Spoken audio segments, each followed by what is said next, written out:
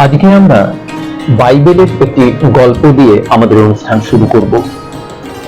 রাজা সলোমন প্রচন্ড অসুস্থ, কিন্তু তার কারণ জানা যাচ্ছে না। নানান রকমের চিকিৎসা, নানান ভাবে তার যত্ন আত্ম চলছে, না, তিনি কিছুতেই ভালো হচ্ছেন না। অবশেষে একজন জানালেন, ওই এক মেষপালক রয়েছে ডেভিড, সে সারাদিন আপন মনে গান করে আর বাঁশি বাজায়, তাকে নিয়ে এসো। ডেভিড এলো রাজা সলোমনের কাছে। সে শুধু গান গাইল আর বাঁশি বাজালো। অল্প কিছু দিনের মধ্যেই রাজা সলোমন সুস্থ হয়ে উঠলেন। এই গল্পটা একটা রূপকধর্মী গল্প মাত্র, কিন্তু আমাদের বেঁচে থাকার প্রেরণা। সঙ্গীত আমাদের জীবনকে, আমাদের স্বাস্থ্যকে কিভাবে ভালোর দিকে, সুস্থতার দিকে নিয়ে যায়, সেই ইঙ্গিতই রয়েছে এই গল্পের মাধ্যমে। তাই সঙ্গীত চর্চা মানুষের জীবনে একটি অত্যন্ত প্রয়োজনীয় বিষয়, এবং এই গুরুত্বপূর্ণ পবিত্র কাজটির সঙ্গে যিনি অন্তরঙ্গভাবে জড়িত রয়েছেন, এমনই একজন বিদগ্ধ মানুষকে আজ আমরা আমাদের মধ্যে পেয়েছি। আজকে আমাদের অতিথি মাননীয়া শ্রীমতী মানসী নন্দী মহাশয়। দিদিমণি নমস্কার। আজকে আমরা দিদিমণির কাছ থেকে সঙ্গীতের বিভিন্ন বিষয় জানবো, এবং আশা করি আপনারাও অনেক অজানা বিষয় জানবেন, যা আপনাদের সারা জীবন চলার পথে কাজে লাগবে। তাই প্রথম থেকে শেষ পর্যন্ত চোখ রাখুন আমাদের আজকের এই অনুষ্ঠানের বিশেষ পর্বটির দিকে।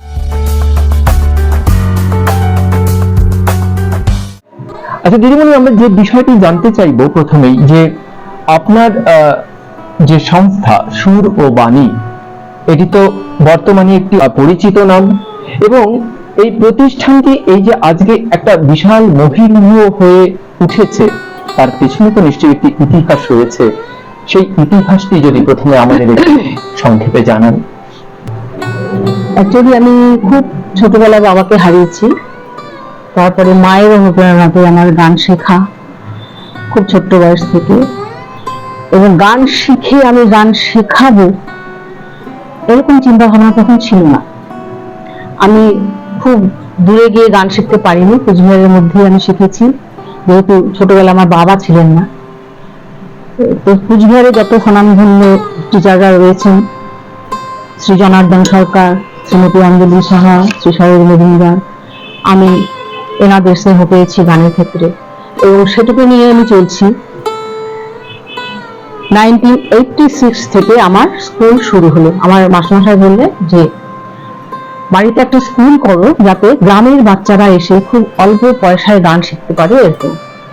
তো তখনও ভাবিনি যে আমি এত ছাত্রছাত্রী আমার একদিন হবে, বা এই অনুপ্রেরণাতেই আমার গানের স্কুল করা, এবং আজকে প্রায় 40 বছর আমার স্কুলটাকে এগিয়ে নিয়ে যাওয়া। আমি এবং আমার হাজবেন্ড শ্রী প্রশান্ত কুমার নন্দী, আমরা দুজনে মিলে এটা চালাই।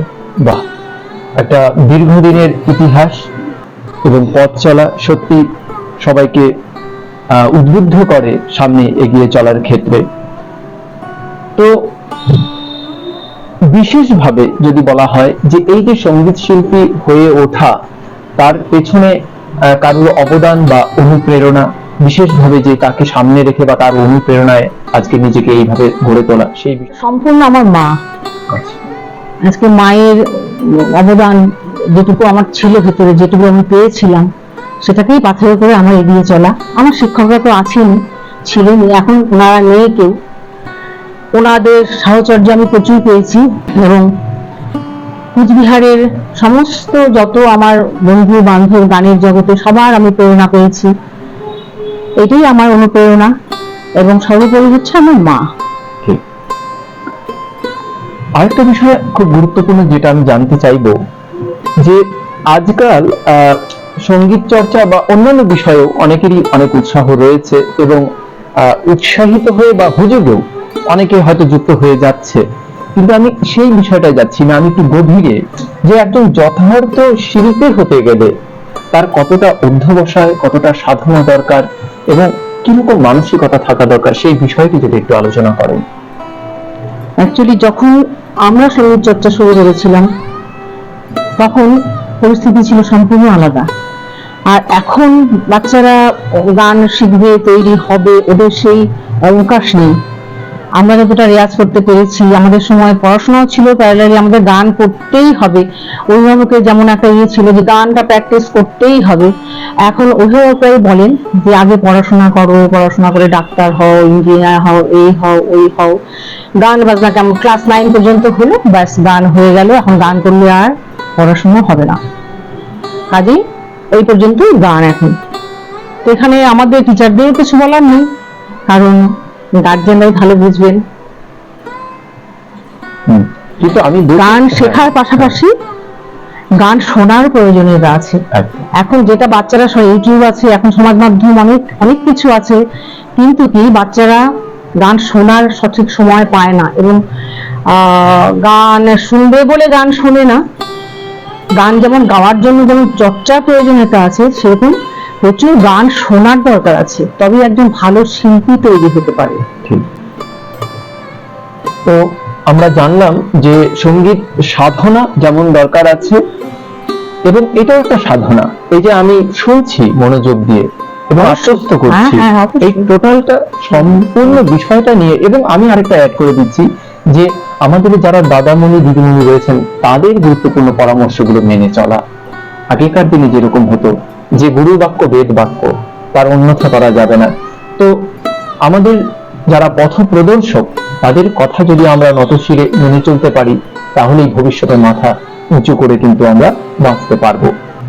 তো যাই হোক, দিদিমণির জীবনে অসংখ্য সম্মান রয়েছে, স্বীকৃতি রয়েছে, এবং আমাদের একটা খুবই কৌতূহল তার থেকে যদি দু একটি বিষয় জানান, সেই শুভকর স্মৃতিগুলো একটু যদি শেয়ার করেন। প্রথমত বলি, আমার মেয়ে, সে হচ্ছে কুচবিহারে একসময় খুবই নাম করা মেয়ে, পড়াশোনায় সঙ্গীত একাডেমিতে বরাবর ফার্স্ট হতো, মাধ্যমিকও উচ্চ মাধ্যমিকও স্ট্যান্ড করেছে বোর্ডে, এবং খুব ভালো গান গায়, দূরদর্শনের শিল্পীও এই। আর তার চেয়েও এটাও একটা আনন্দের আমার বিশাল বিশাল, সে দূরদর্শনে চান্স পেয়েছে এবং নিয়মিত প্রোগ্রাম করে। আর হচ্ছে কুচবিহারে যত সংস্থা, সাংস্কৃতিক সংস্থা, তারা আমাকে এত সম্মাননা দিয়েছে, মানে আমি আপ্লুত। তাদের কুচবিহারে এত ভালোবাসা আমি পেয়েছি। রিসেন্টলি কেন্দ্রীয় সরকারের থেকেও আমি পুরস্কার পেয়েছি, কেন্দ্রীয় সরকারের ওই সাংস্কৃতিক মন্ত্রক থেকে সম্মাননা পেয়েছি। সেটাও আমার কাছে অনেক বড়, জীবনে অনেক বড় পাওয়া। তো যাই হোক, আমরা চাইবো দিদিমণি আজীবন আমাদের সঙ্গে এভাবেই থাকুক, এবং সম্মান স্বীকৃতি এ তো থাকবেই, সঙ্গে থাকবে অফুরন্ত আমাদের ভালোবাসা এবং শ্রদ্ধা। আপনারা দিদিমণির কাছ থেকে কি জানতে চাইছেন? আপনাদের যদি কোনো প্রশ্ন থাকে, অবশ্যই কমেন্ট বক্সে আমাদের কমেন্ট করে জানান। প্রয়োজনে আমরা দিদিমণির সঙ্গে আবার কোনো অনুষ্ঠানে, নতুন কোনো পর্বে অবশ্যই সেই প্রশ্ন নিয়ে আবার মুখোমুখি হব। আপাতত দেখতে থাকুন আমাদের আজকের এই পর্বের পরবর্তী অংশ। এবারে আমরা দিদিমণির ব্যক্তিগত জীবনের দু একটি বিষয় জানবো। আমাদের প্রত্যেকেরই কিছু কৌতূহল থাকে। তো আমি যেটা প্রথমে জানতে চাইবো যে জীবনে তো বিভিন্ন রকম মুহূর্ত আমাদের সামনে আসে, আনন্দ দুঃখ সবই। তো প্রথম যদি জিজ্ঞাসা করি যে কোনো আনন্দময় মুহূর্ত সবচেয়ে, তাহলে এই মুহূর্তে কোন ঘটনাটি মাথায় আসছে যদি একটু শেয়ার করেন। সবচেয়ে আনন্দময় মুহূর্ত হচ্ছে আমার নাতি আসা। আচ্ছা, এটা আমার কাছে সবচেয়ে আনন্দের। ঠিক, এবং সেটা কি রিসেন্টলি? না, হয় 6 বছর হলো। ও আচ্ছা, অনেকদিন হয়েছে। বাহ। তার উল্টোটা, মানে জীবনের কঠিন কোনো মুহূর্ত, যন্ত্রণাময় মুহূর্ত যদি বলি। মুহূর্ত বলতে 5 বছর আগে আমার এই ডান চোখে একটা খুব বড় অ্যাক্সিডেন্ট হয়েছে, এবং অ্যাক্সিডেন্ট হয়ে আমার এই পুরো চোখটা ফেটে গিয়েছিল। আচ্ছা। তো লোকাল ডাক্তার, ডক্টর দিদি সরকার, উনি মোটামুটি একটু ঠিক করে দিয়েছেন। আচ্ছা, ভালো হয়নি চোখটা। এটা সবচেয়ে আমার জীবনের যন্ত্রণা, আমার মুহূর্ত, চোখটা আমি হারিয়েছি। ও মানে ওই চোখটা এই মুহূর্তে আছে, ভীষণ নেই, এটা লেন্সটা নেই, লেন্সটা ছিঁড়ে গেছে, লেন্সটা বসানো খুব মুশকিল আর কি। আচ্ছা।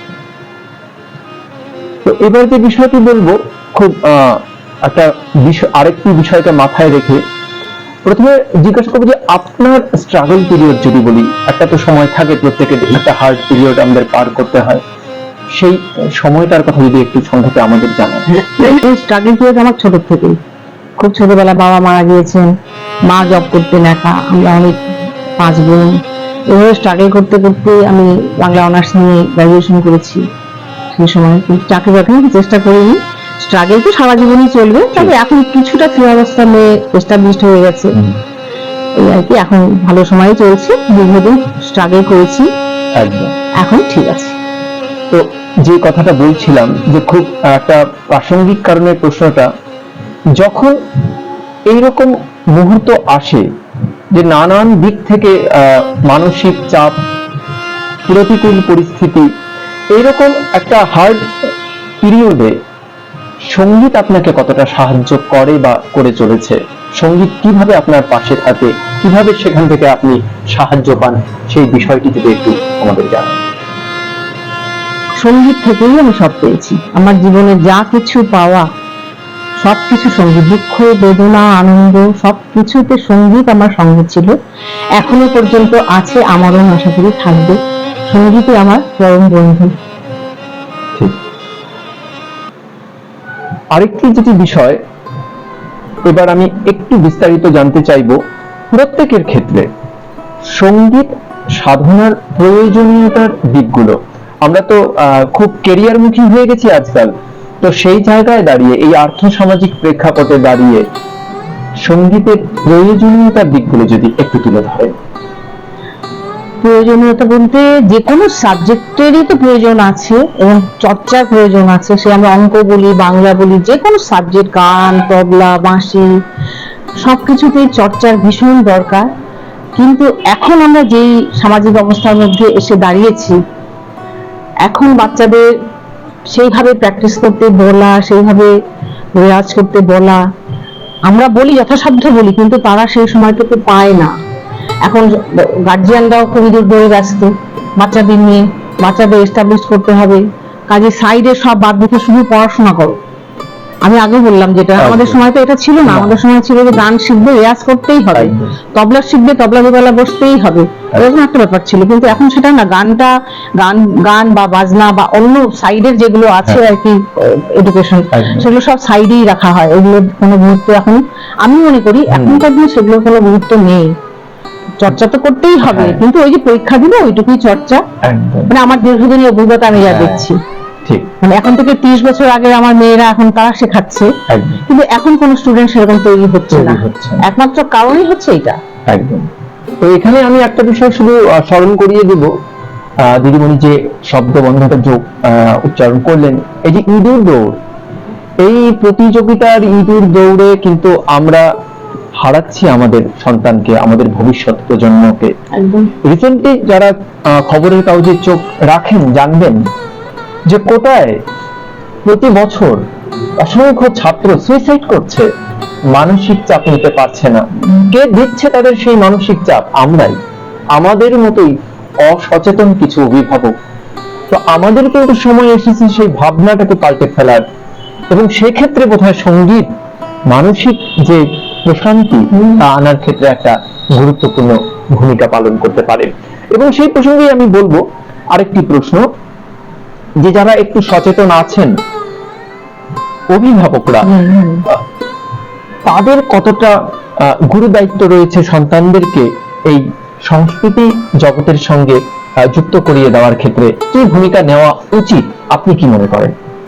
উচিত তো অনেক কিছু, প্র্যাকটিস করানো, তাদের একটা প্র্যাকটিসের সময় দেওয়া।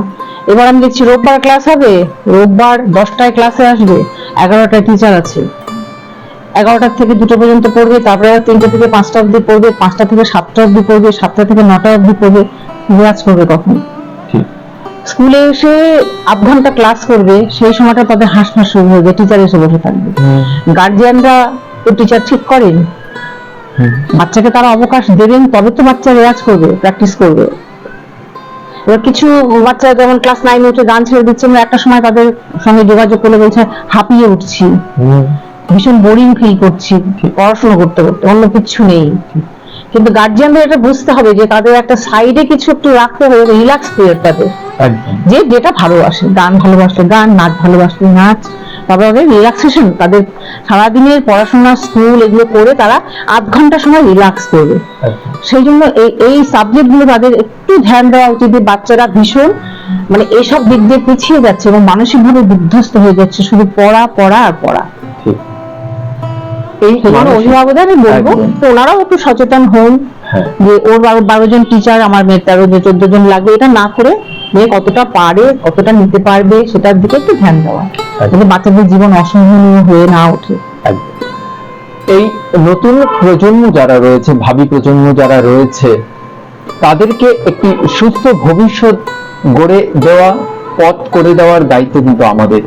তাই আমাদের কিন্তু সেই দায়িত্বটুকু পালন করতে হবে এবং আমাদের যারা পথপ্রদর্শক, আমি বারবার বলছি, তাদের গুরুত্বপূর্ণ পরামর্শ কিন্তু আমাদের মেনে নিতে হবে, মেনে চলতে হবে। শুধু শুনলে হবে না, মানতে হবে। তবেই কিন্তু আমরা একটা সুন্দর একটা সুস্থ ভবিষ্যৎ আমরা হাতের কাছে পাবো। আমরা আজকের আলোচনা এখানেই শেষ করব। তবে শেষ করবার আগে দিদিমণির কাছে জানতে চাইব যে আপনার যে অগণিত শিক্ষার্থী রয়েছে বা যারা আপনার সঙ্গে যুক্ত নয়, আমরা আমাদের এই প্ল্যাটফর্মের মাধ্যমে আমি তাদের জানাতে চাইব যে তাদের উদ্দেশ্যে আপনার কি বার্তা থাকবে, অন্তত সঙ্গীতকে মাথায় রেখে কিভাবে তাদের চলা উচিত, কি করা উচিত, সেই বিষয়টি যদি শেষ লগ্নে একটু জানান। সবার আগে বলি, এই যে প্ল্যাটফর্ম, এটা একটা ভীষণ ভালো উদ্যোগ। মনের মতো ক্লাস যিনি চালাচ্ছেন সুমন বাবু, তাকে অনেক ধন্যবাদ। একটা কথাই বলবো যে গান বাজনা এমন একটা সাবজেক্ট, যেখানেই তোমরা যাও, স্কুল কলেজ গন্ডি পেরিয়ে আরো বড় জায়গায় যেখানে যাও, সঙ্গীত হচ্ছে বিশাল মাধ্যম, যার জন্য তুমি সবখানে সমাদর পাবে। সেই জন্য সঙ্গীত বলো, তবলা বা যে কোনো ইনস্ট্রুমেন্ট, যে কোনো গান বাজনার এগুলো যদি মেনটেন করে কোনো স্টুডেন্ট, সে সবার সঙ্গে খুব সুন্দরভাবে মিলিত হতে পারবে সারা জীবন। এবং এটা একটা খুব সাপোর্টিভ জিনিস, যে বেঁচে থাকার একটা রসদ। এখন ছোটরা হয়তো বোঝে না, কিন্তু একটা সময় যখন আসবে তখন তারা খুব উপলব্ধি করবে যে সঙ্গীত একটা কত বড় মাধ্যম, যেটা আমরা সময় করিনি। সময় পার হয়ে গেলে কিছুই হয় না। কাজেই সময় থাকতে সবাই একটু যত্ন করে গান বাজনা শিখুক, আমি এটাই চাই। এবং অভিভাবকদের অনেক সচেতন হতে হবে। পড়াশোনা তো আছেই, তার পাশাপাশি তাদের একটু রিল্যাক্সেশনের জায়গাও করে দিতে হবে। যে গান শোনে সে গান শুনবে, যে গান শেখে সে গান শিখবে, প্র্যাকটিস করবে। নাচ শেখে সে নাচ ভালোবাসে, নাচ করবে। ছোট্ট একটু পরিসর তাকে দেওয়া, যেটা সুস্থ একটা মানসিকতা তৈরি হতে পারে তার। ঠিক। তো অসংখ্য ধন্যবাদ আমাদের আজকের অতিথিকে। আপনারা অবশ্যই চোখ রাখবেন প্রতি রবিবার আমাদের এই ইউটিউব চ্যানেল মনের মতো ক্লাসরুমের যে বিশেষ পর্ব প্রতি রবিবার ঠিক সন্ধ্যা 7টায় অনুষ্ঠিত হয়। গুণীজনের সঙ্গে সুমনের সঙ্গে অবশ্যই যুক্ত থাকবেন। আশা করছি আমরা আমাদের এই যে পথ চলা তা এগিয়ে নিয়ে যেতে পারবো যদি আপনাদের সহযোগিতা পাই। তাই সঙ্গে থাকুন, সুস্থ থাকুন, সুস্থ রাখুন। আজকের মতো এখানেই শেষ করছি। শুভরাত্রি।